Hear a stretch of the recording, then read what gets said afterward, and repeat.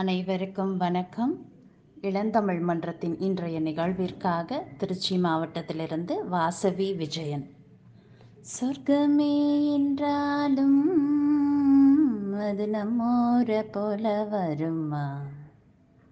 உங்கள் ஊரை பற்றி சொல்லுங்கன்னு சொன்னதுமே உற்சாகத்தில் பாட்டு தாங்க முதல்ல வருது. மாநிலத்தின் மத்தியில் மலைக்கோட்டை மாநகரம், கந்தக பூமி காந்தமாய் மாறி என்னை கவர்ந்த கதை சொல்ல இன்று ஒரு நாள் போதாது. இச்சி மரங்களால் ஆன வனங்கள் நிறைந்த பகுதி ஆதலால் திருச்சி ஆனது. காவிரியும் கொள்ளிடமும் கொண்ட முக்கொம்பு, அதிக நீரை கொள்ளும் இடம் என்பதாலேயே அது கொள்ளிடம் என்று ஆனது. நம்ம முன்னாள் ஜனாதிபதி திரு அப்துல் கலாம் அவர்கள் பயின்ற சென்ட் ஜோசப் கல்லூரி, சர் சி.வி. ராமன் போன்ற பல விஞ்ஞானிகளை உருவாக்கிய பெருமை கொண்ட நகரம் இது. 108 திவ்ய தேசங்களில் முதலாவதான பூலோக வைகுண்டம் ஸ்ரீரங்கம். இதை பற்றி நினைத்தாலே அரங்கனின் மீது காதல் கொண்ட கோதையாய் நானும் மாறிடுவேன். 108 திவ்ய தேசங்களில் முதல் 6 திவ்ய தேசம் இங்கே அமைந்துள்ளது.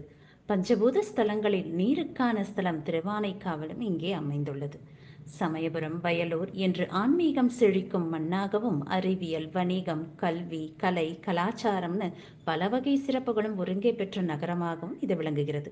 முற்கால சோழர்களின் தலைநகரமாய் விளங்கிய ஊர் இது. திருச்சியின் கடற்கரையாம் காவிரிக்கரை கட்டறிந்த பொறியாளரும் கண்டு வியக்கும் கரிகாலன் கட்டிய கல்லணை காலம் கடந்தும் சொல்லும் அவன் புகழ். மாநகரின் வேளாண்மை செழிக்க கருணை மிகுந்த காவிரி அன்னை உதவுகிறாள். காவிரி பாலம் ஊரின் அடையாளமாய் கோடை காலத்தின் சிறந்த பொழுதுபோக்கும் இடமாகவும் அமைகிறது. காவிரி பாலத்தில் பேருந்து பயணத்தில் ஒரு குறிப்பிட்ட நிலையில் ஸ்ரீரங்க கோபுரமும் திருவானைக்காவல் கோபுரமும் உச்சிப்பிள்ளையார் கோபுரமும் ஒருங்கே பார்க்கலாம். இது நான் பல தடவை ரசித்த ஒன்று. காவிரியின் அழகை ரசித்துக்கொண்டே இதையும் பார்த்து மகிழலாம். பரப்பளவின் அடிப்படையில் தமிழ்நாட்டின் 3வது பெரிய மாநகரம் இது. தென்னிந்தியாவின் 6வது மிகப்பெரிய நகரம் இது. பிஹெச்இஎல், OFT, பொன்மலை போன்ற நிறுவனங்கள் நாட்டின் அனைத்து பகுதி மக்களையும் கலாச்சாரத்தையும் ஒருங்கிணைக்கிறது.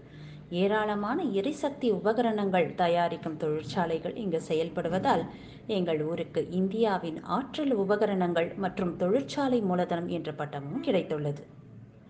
பொழுதுபோக்கு அம்சங்களில் முக்கிய இடம் பிடிக்கும் திரையரங்குகளில் நான் அறிந்த வரையில் அந்த நாளிலேயே மல்டிப்ளெக்ஸ் வகை திரையரங்குகள் அமைந்த முதல் நகரம் இது. தமிழ்நாட்டில் உள்ள பல்வேறு நகரங்களை இணைக்கும் வகையில் இங்கு எல்லா விதமான போக்குவரத்து வசதிகளிலும் சிறந்து விளங்கும் நகரம் இது.